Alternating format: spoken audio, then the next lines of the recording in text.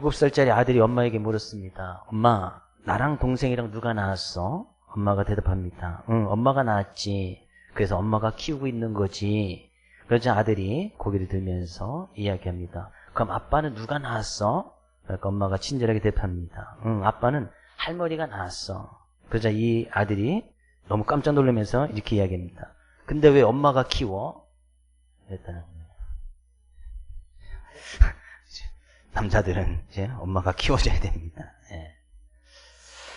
우리가 다른 나라에 이제 비행기를 타고 가면 이 사람이 어느 나라 사람인지 그 여권을 통해서 이제 국적을 확인합니다. 보통 이제 외국에 여행 갈 때면 이제 그 통과를 이제 여권 심사대를 통과하게 되어지는데요.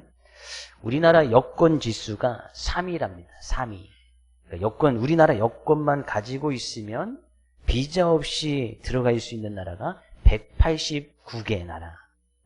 우리 세계가 이제 210개 정도의 나라가 있는데 그 중에 189나라는 그냥 우리나라 여권만 있으면 그냥 가는 거예요. 그래서 그런 여권 지수 따졌을 때 3위.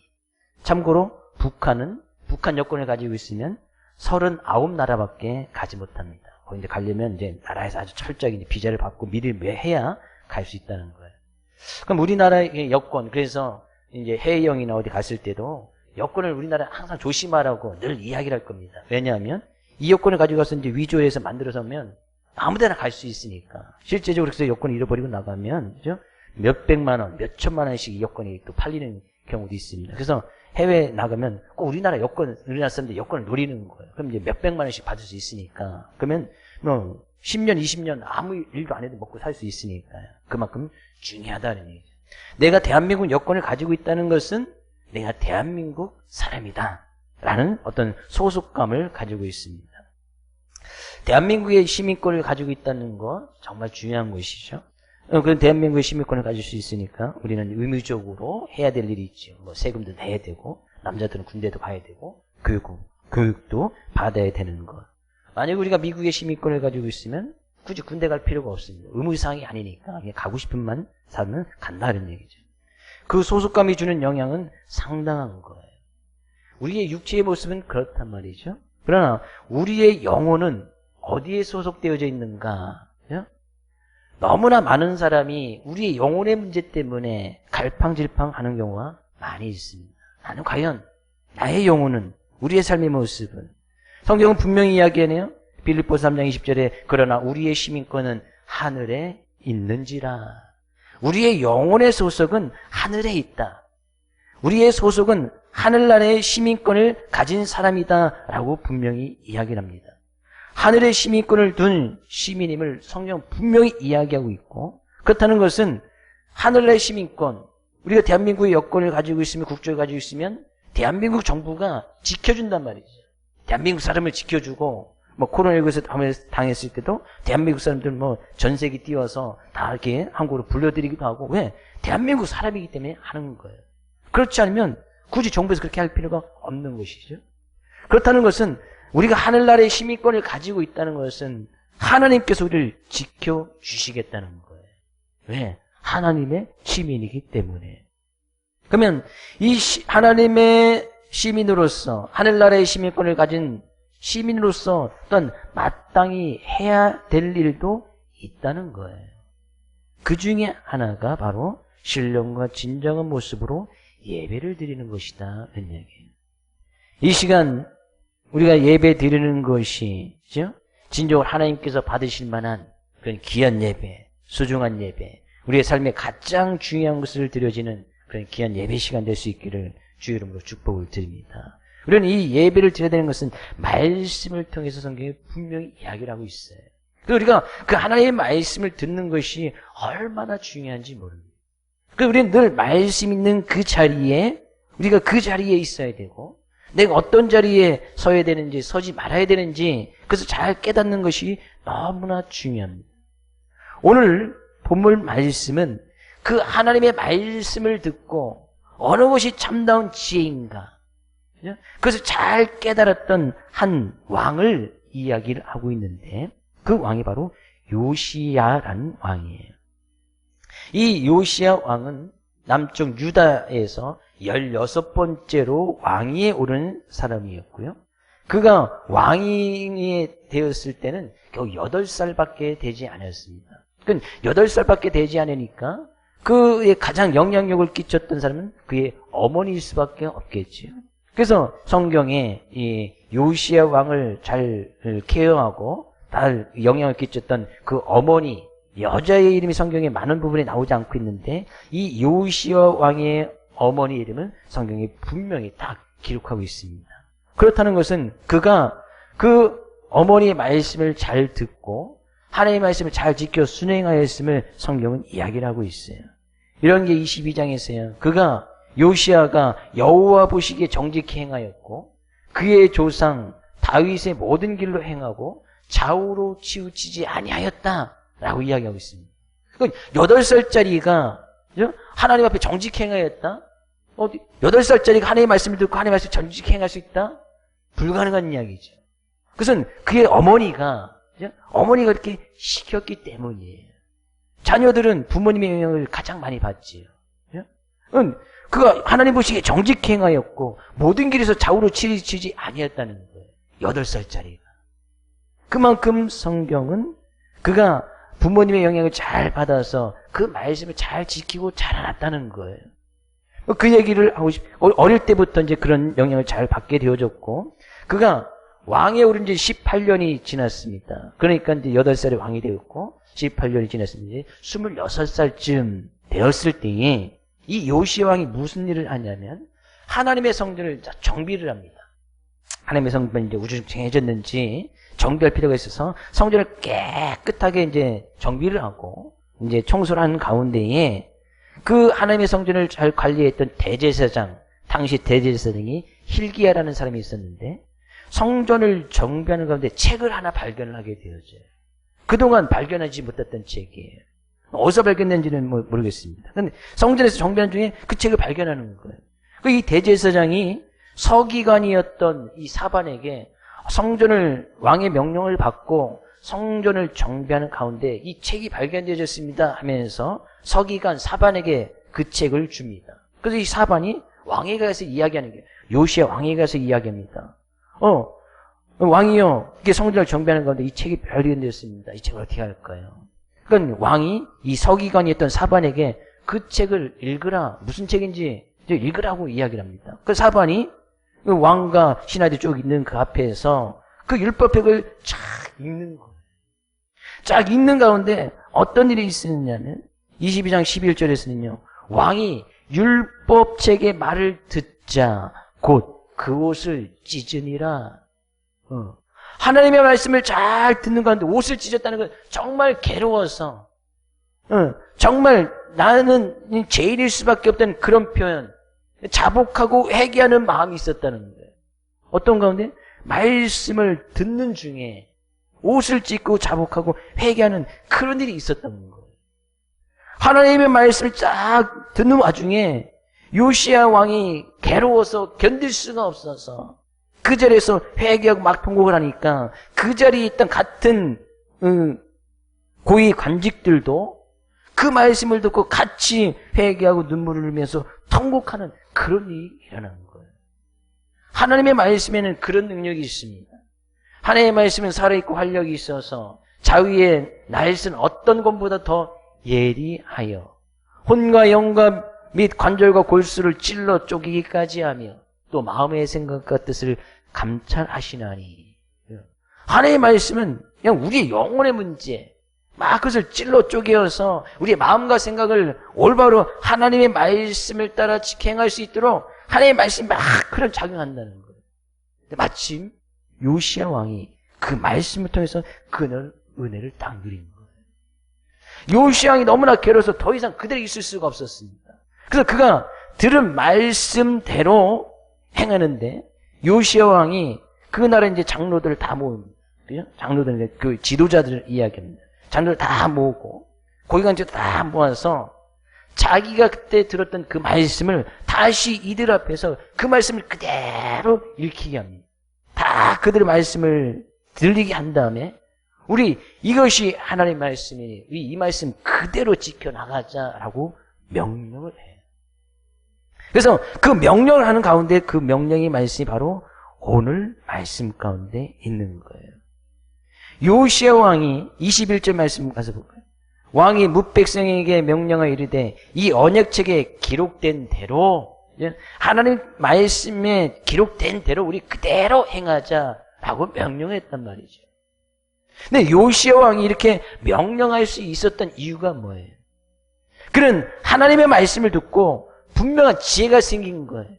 야, 우리가 어떤 게 선인지, 어떤 게 악인지, 우리가 삶의 모습이 어떻게 변화해야 되어지고, 어떻게 우리가 분명히 삶의 모습을 이끌어 나가야 되는지 그 판단이 분명히 서게 되어진 거예요. 그러니까 자기 자신뿐만 아니라 모든 백성들, 그 당시 교회, 나라의 지도자들 다 불러다 놓고 이 명령 지켜라. 그죠? 그럼 이게 명령이니까 왕이 명령을 내렸단 말이에요. 그 왕의 명령은 곧 그 나라의 법이 되어지니까. 그것은 그 나라를 완전히 바꿀 것을, 삶의 모습을 바꿀 것을 이야기하는 거예요. 이것이 진정한 개혁의 모습이었어요. 그런 개혁을 이뤘던 이 요시야 왕을 뭐라고 이야기합니까? 25절에 요시야 전에도 없었고 요시야 후에도 없을 만큼 그가 하나님의 말씀의 율법을 따라 그 말씀을 잘 지켰던 왕이 요시야 왕이라는 거예요. 얼마나 잘 지켰는지, 요시야 왕 전에도, 요시야 왕 전에 수많은 왕이 있었잖아요. 심지어 다윗 왕도 있었습니다. 요시야 왕 이후에도 그런 왕이 없었다는 거예요. 얼마나 철저하게 하나님의 말씀을 잘 지켰던지, 전에도 전무후무한 하나님의 말씀을 지키는 그 부분에 대해서는 최고의 왕이 되어졌다는 거예요. 이것이 진정한 삶의 개혁인 거예요. 이것이 어떤 부흥의 시작인 거예요. 우리는 하나님의 말씀을 듣고 나의 삶 가운데 변화가 일어나는 것, 이것이 부흥이란 말이죠.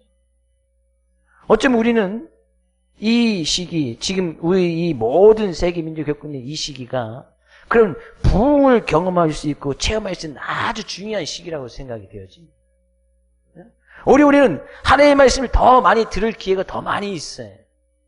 하나님의 말씀을 내가 더 많이 묵상하고 그 하나님의 말씀을 우리가 더 읽거나 그것을 따를 수 있는 시간들이 어떻게 더 많은 거예요. 없는 것 같지만 우리가 잘 생각해보면 더 많은 거예요. 그럼 우리는 그런 가운데서 더욱더 하나님의 말씀의 자리 앞에 나가고 그 말씀을 듣고 읽고 나가는데 더욱더 힘써야 된다는 것이죠. 그러면 우리 그 말씀에 찔림을 받고 요시야 왕처럼 회개하고 돌이키고 눈물을 흘리고 그 말씀을 다시 다른 이들에게도 들려주는 삶의 진정한 개혁들이, 변화들이 나타난다는 사실이에요. 하나님께서 어쩌면 이 코로나19를 통해서 하나님께서 우리의 삶의 모습이 그렇게 자복하고 회개하고 다시 말씀을 듣고 말씀 읽는 그런 시간으로 허락해 준지도 모르겠습니다. 오죽했으면 하나님께서 그런 방법을 통해서 우리에게 그렇게 말씀의 자리로 나가라고 하셨을까. 그래서 이 시기 동안에 우리가 하나님의 말씀을 더욱더 읽고 그 말씀을 듣고 그 말씀을 듣고 내 자신이 회개하고 돌이키고 진정한 삶의 변화가 일어나고 삶 끝에 진정한 부흥이 일어날 수 있는 우리 사랑하는 모든 성도님 될 수 있기를 주의 이름으로 축복을 드립니다. 근데 이 요시야 왕이 그 말씀을 듣고 가장 먼저 이스라엘 백성들에게 명령한 것이 뭐예요? 21절 이야기합니다. 왕이 뭇 백성에게 명령하여 이르되 이 언약책에 기록된 대로 너희의 하나님 여호와를 위하여 유월절을 지키라 하매. 22절 사사가 이스라엘을 다스리던 시대부터 이스라엘 여러 왕의 시대와 유다 여러 왕의 시대에 이렇게 유월절을 지킨 일이 없었더니 가장 먼저 왕이 명령에게 하나님의 말씀을 듣고 깨달은 다음에 이스라엘 백성 가운데 명령했던 그 명령 가운데 하나가 바로 유월절을 잘 지켜라. 근데 유월절을 그래서 왕이 명령하니까 유월절을 지키는 데에 이렇게 유월절을 잘 지킨 일이 없었다. 얼마나 사람들이 잘 지켰는지. 명령이니까 그 명령을 안 지키면 또 왕이 어떤 조치를 분명히 취했겠지요. 근데 너무나 유월절을 잘 지켰다는 거예요. 우리는 이 유월절이 가지고 있는 의미를 분명히 잘 깨달아야 됩니다. 우리가 지금 이 시대는 유월절을 지키지 않지요? 유월절을 지키라고 이야기하는 기타 여러 이단 종교들이 있습니다. 있지요? 유월절 지켜야 된다는 종교들이 있습니다. 그것은 이단 분명히 잘못된 가르침을 가르치고 있는. 분명히 성경에는 그러면 우리가 이런 것을 하에서도 지금 유월절을 지켜오고 그보다 더 잘 지킨 왕이 없다고 이야기하는데, 그럼 이 유월절을 우리가 어떤 성경에서 어떤 의미로 이야기하고 있는지 분명히 잘 깨달아 알고 있습니다. 왜 유월절을 지키라고 하는 것이 잘못된 가르침인지 성경은 이야기를 하고 있어요. 이 유월절은 어느 때 생긴 것입니까?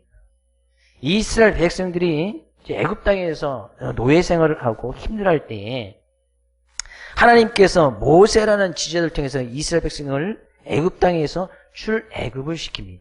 그죠? 애굽 땅에서 이제 빠져나오고 했단 말이죠. 그게 이제 진정한 이제 성경 이것을 구원이라고 이렇게 표현을 하고 있습니다. 이스라엘 백성들을 거기서 이제 구원을 시켜주는 거예요.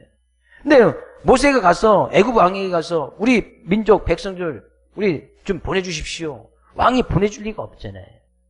근데 그래서 하나님께서 그 이스라엘 가운데 이제 재앙을, 애굽 가운데 재앙을 내리시는데 10가지 재앙을 내립니다. 피재앙서부터 개구리, 이, 파리 해서 쭉 재앙을 내리는데 마지막 10번째 재앙이 바로 장자의 죽음이라는 거예요. 사람이나 동물의 첫 번째, 첫째 자녀, 동물의 첫 새끼는 다 죽음을 당하는, 애굽 땅의 모든, 만약 그때 저희가 태어났었으면 첫째 되는 분은 어떻게 됐을지도 몰라요. 그죠? 애굽 땅에 살았더라면. 다행히 저희는 둘째, 살아있었을 거예요. 근데 첫 번째, 다 죽는 거예요.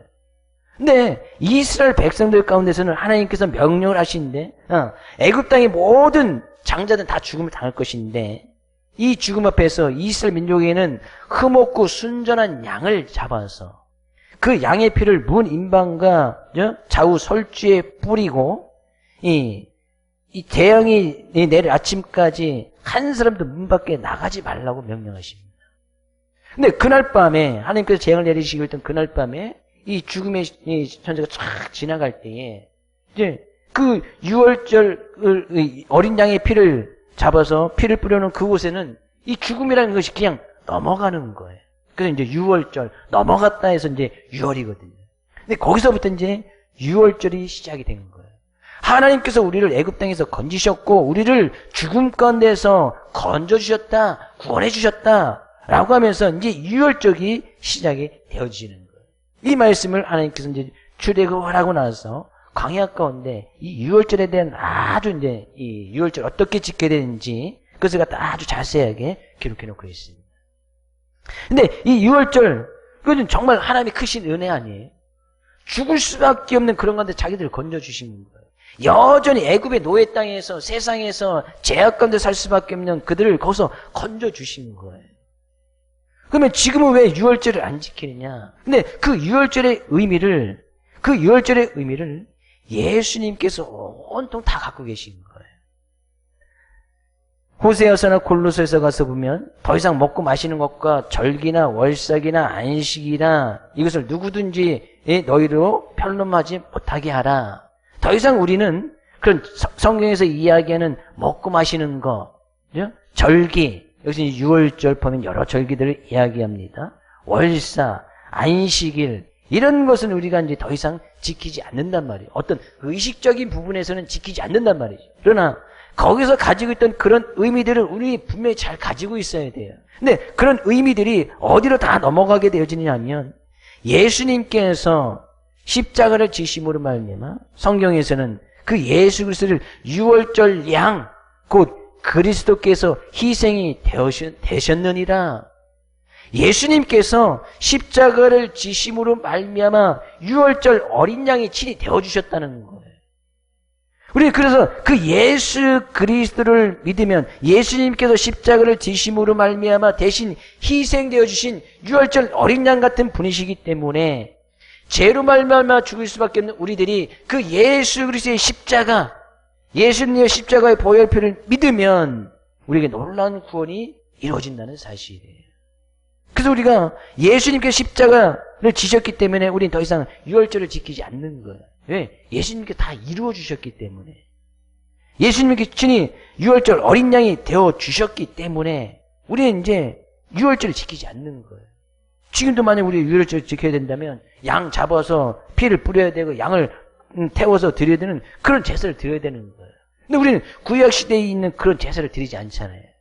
그 모든 것이 우리가 드려지는 지금 이 예배 가운데 그런 의미가 다 포함되어져 있는 거예요.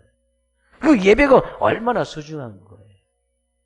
그런 하나님의 놀라운 은혜가 바로 이 우리가 지금 예배를 드리고 있는 이 시간 가운데도 그런 은혜를 허락해 주신다는 사실이에요. 그런 은혜를 잊지 말라는 거예요. 유월절을 아주 철저하게 잘 지켰다는 것은 우리를 구원하여 주신, 우리를 위해서 대신 희생이 제물이 되어주신 예수 그리스도의 그 은혜를 잊지 말아라. 그래서 그것을 철저하게 잘 지켰다는 것은 그 은혜를 허락하신 그 하나님께 예배드린 일은 아주 철저하게 잘 지켰다는 거예요. 요시양이 얼마나 잘 지켰는지 이렇게 잘 지킨 일이 전에도 없었고 후에도 없다. 우리가 아무리 잘 지켜도 요시야 왕만큼은 잘 지키지 못할 거예요. 왜? 그 이후에도 없었다고 이야기를 하니까. 결국에 이 말씀은 하나님의 은혜를 잊지 말아라 그런 얘기죠. 하나님께서 너희를 어떻게 애국 가운데서 구원해 주셨는지, 어떻게 장자의 죽음을 넘어가게 하셨는지, 어떻게 우리를 세상에 제약된 세상 가운데 우리를 거기서 끄집어 내주셨는지, 우리가 이 세상에서 하나님의 은혜를 어떻게 살아가게 해주셨는지 그 은혜를 결코 잊지 말라는 거예요. 이것은 전적인 하나님의 은혜지요. 이스라엘 백성을 출애굽할 때 한 것이 하나도 없어요. 하나님께서 보내서 재앙 내려주시고 왕이 더 이상 하나님의 말씀 앞에 불복하지 못하도록 만든 다음에 하나님께서 그걸 끄집어내신 거예요. 전적인 하나님의 은혜란 말이죠. 우리가 구원을 받은 것, 하나님께 예배를 드릴 수 있는 것, 전적인 하나님의 은혜인 거예요. 그 은혜를 잊지 말아라. 요시야 왕은 그 은혜를 평생에 산 건데 잊지 않은 거예요. 주의 이름으로 축복을 드립니다. 우리를 지켜주신 그 하나님의 은혜, 우리를 잠을 주시고 우리를 구원시켜주신 그 하나님의 은혜를 평생의 삶 가운데 잊지 않기를 주의 이름으로 축복을 드립니다. 그래서 우리가 이 시간 그 하나님 앞에 나와서 그 하나님을 예배하고 우리가 마음과 뜻을 하나님께 드리는 것이 아니겠습니까? 25절에서 이야기하네요. 요시아와 같이 마음을 다하며 뜻을 다하며 힘을 다하여 모세의 율법을 따라 여호와께 돌이킨 왕은, 우리가 그런 하나님의 은혜를 기억하여서 하나님 앞에 나올 때는 마음을 다하고 뜻을 다하고 힘을 다하여, 어디서 많이 들었던 말씀이죠. 예수님께서 명령하실 때, 아니, 우리가 지켜야 될 계명이 무엇입니까? 제자들에게 두 가지 계명을 이야기합니다. 너는 마음과 뜻과 힘을 다하여, 목숨을 다하여 주 너의 하나님을 사랑하라. 두 번째 계명, 이와 같이 내 이웃을 사랑하라. 마음과 뜻과 힘을 다하여 하나님을 사랑하라. 마음과 뜻과 힘을 다하여 생명을 다하여 그 하나님을 예배하라. 그 하나님을 잊지 말아라. 우리의 생명이 다하여도 그 하나님의 은혜를 잊지 말라는 거예요. 왜? 그것이 가장 우리의 삶 가운데 중요하고 소중한 것이니까. 그런 은혜를 깨달았던 이 왕이 철저하게 유월절을 지켰을 뿐만 아니라 그가 했던 놀라운 삶의 변화, 개혁이 한 가지가 더 있는데 그것은 24절 말씀이에요. 요시아가 또 유다 땅과 예루살렘에 보이는 신접한 자와 점쟁이와 드라빔과 우상과 모든 가증한 것을 다 제거하였으니 이는 대제사장 hil기야가 여호와의 성전에서 발견한 책에 기록된 율법의 말씀을 이루려 함이라. 하나님의 말씀에 기록되어 있는 말씀 그대로 자기 왕의 치하에 있는 온 땅에 있는 신접한 자, 점쟁이, 드라빔, 우상 모든 가증한 것을 다 제거했다는 거예요. 근데 왕이 제거하라고 명령했을 뿐만 아니라 우리가 19절, 20절 말씀을 읽었지만 왕이 친히 각 성읍을 다니면서 자기가 왕이 친히 다니면서 그 모든 산당을 다 제거했다라고 이야기를 합니다. 그리고 다시 예루살렘으로 돌아왔다. 그 말씀을 듣고 깨달았던 이 왕이 친히 자기가 왕의 신분을 다니면서 각 성마다 다 다니면서 다 제거하고 돌아온 이후에도 다시 명령해서 아직까지 남아있기 때문에 그것을 다 제거해라. 싹 제거하라고 이야기하는 거예요. 자, 요시왕이 물론 말씀대로 기록된 대로 하나님 외에 다른 신을 섬겼던 그 모든 것을 다 제거하라고 말씀하셨고 왕도 친히 다니면서 다 제거했던 모습을 보게 되었어요. 이것을 역대하에서는 정결한 것으로 이야기를 하고 있습니다. 정결하게 하며. 네? 그렇다는 것은 자기의 삶인데 왜 이 정결한 모습으로 자기 가지고 있던 모든 우상이나 그런 모든 신들이나 그런 신접한 자들을 그 땅에서 다 제거하였을까? 요시야 왕이 깨달은 것이죠. 하나님만이 하나님이시고 그 하나님만이 참된 인생의 구주 되심을 요시야 왕이 깨달은 거예요. 근데 그런 하나님을 그들이 이제 잊어버리고 산 거예요. 그러니까 수많은 신접한 자들이 무당이죠. 무당들이, 사이비 종교들이 이 세상에 막 자기 딸고 사는 그 땅에 막 범람한 거예요. 그러다 보니까 또 다른 우상들이 생기고 모든 가증한 것들, 그 가증한 것들이 너무나 많이 생긴 거예요. 하나님의 은혜를 잃어버리고 하나님 없이 살아갈 수 있다는 거니까 여러 가지 가증한 것들, 더럽고 추악한 것들이 많이 생겨버렸단 말이죠. 그래서 왕이 다 제거를 하는 거예요. 왜? 자기 삶 가운데 최고로 소중하고 참다운 가치가 있는 것을 이 요시야 왕이 말씀을 통해서 발견했기 때문에 과감하게 제거하고 버려버리고 정결하게 다시 돌아갔다는 얘기죠. 바울 사도가 예수님 믿고 나서 자기가 이전에 예수님 믿기 전에 아는 그 모든 것을 다 버려버리고 이 하찮은 것으로 여겼던 이 바울 사도의 고백처럼 예수님 믿기 전에 있던 그 모든 것을 다 버려버렸다는 거예요. 이 요시야 왕이 하나님 보시기에 정결한 모습으로 서고 자기의 삶 가운데 가장 중요하고 소중한 것이 무엇인지 깨달았던 이 요시야 왕이 진정한 놀라운 삶의 변화가 일어난 거예요. 하나님이 우리 하나님인 것을 우리가 믿고 나가면 그런 믿음의 삶 가운데 나타나는 가장 첫 번째 특징이 그 하나님을 예배한다는 것이고 우리의 삶 가운데 그 하나님 보시기에 가증한 모든 것들은 다 제거해버린다는 거예요. 왜?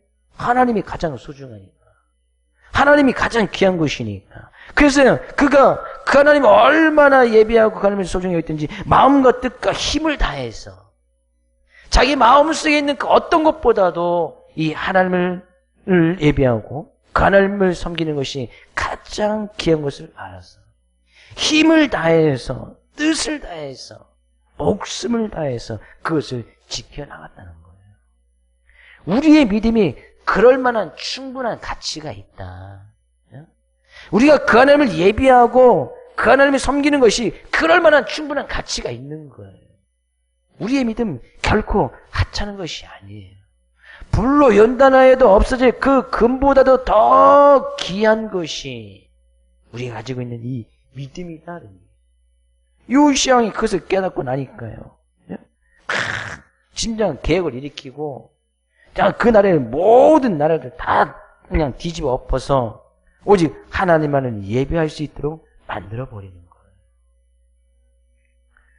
저희들은 우리의 마음, 우리의 힘, 우리의 뜻을 다해서 우리의 마음이나 뜻이 진정으로 하나님의 마음, 하나님의 뜻, 하나님께 주신 힘과 능력을 가지고 그 뜻을 따라서 그 말씀에 따라 순종하며 살아가기에 부족하면 그런 믿음을 하나님 앞에서는 그날까지 그 믿음을 지켜나갈 수 있기를 주의 이름으로 축복을 드립니다. 그런데 여전히 세상은 그런 마음을, 우리의 마음을 계속해서 유혹하는 거예요. 거기 하나님 마음만 있는 것이 아니고 세상적인 마음도 있기를 원하고 하나님의 뜻만 있는 것이 아니고 세상적인 뜻, 세상적인 힘, 세상적인 권력도 좀 가지고 있기를 계속해서 원하는 거예요. 그것이 결코 나쁜 것은 아닙니다. 우리는 또 우리의 힘도 있어야 되고, 이 세상 사람의 힘도 있어야 되고, 물질도 있어야 되고, 나의 생각도 분명히 해야 될 것은 분명히 뜻도 있어야 되고, 나의 마음도 분명히 바르게 정할 부분에서는 나의 마음도 분명히 있어야 돼요. 그것 자체가 나쁜 것이 아니고, 그것이 하나님의 마음 뜻보다 우선시 되어지고 먼저 되어지면 그것이 바로 우상이 되어지는 거예요. 그것을 제거하라.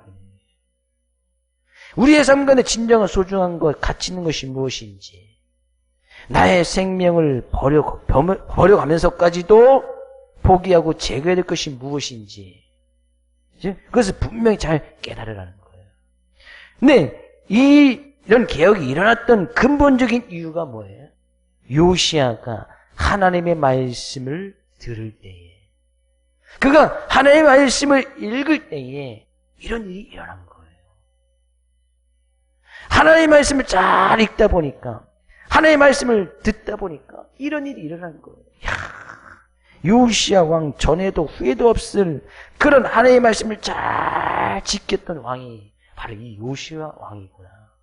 성경은 최고의 칭찬으로 이런 표현을 하고 있습니다. 요시야 전에도, 요시야 왕 후에도 그런 왕이 없었다. 저는 우리의 모든 성도님들이 하나님의 말씀을 듣고 지켜낸 그 믿음에서만큼은 점정교회 서부교회 성도님 이전에도 앞으로 이후에도 없는 그런 최고의 믿음을 잘 지켜나갈 수 있기를 주의 이름으로 축복을 드립니다. 최고의 믿음. 성도님 같은 그런 사람 없습니다. 우리 옆에 계신 성도님에게 성도님을 최고의 칭찬. 성도님 전에도 성도님 후에도 성도님 같은 분은 없습니다. 믿음에 대해서 우리 그렇게 한번 이야기를 한번 해주세요. 너무 길어요? 성도님 전에도 성도님 이후에도 성도님 같이 그렇게 믿음을 잘 지킨 사람은 없습니다. 그랬으면 좋겠어요. 믿음에 대해서만큼. 그래서요, 우리의 마음이 세상적인 어떤 유혹이 막 와도, 힘든 시기가 와도, 괴로운 시기가 와도, 우리의 마음과 뜻은 변함없이 하나님께만 속해 있으면 되는 거예요. 우리 하나님의 시민권 아니겠어요? 하나님 나라에 소속된 그런 시민권을 가지고 있는 사람이잖아요. 그럼 뭘 두려워할 것이 없잖아요. 하나님의 시민권을 가진 사람인데.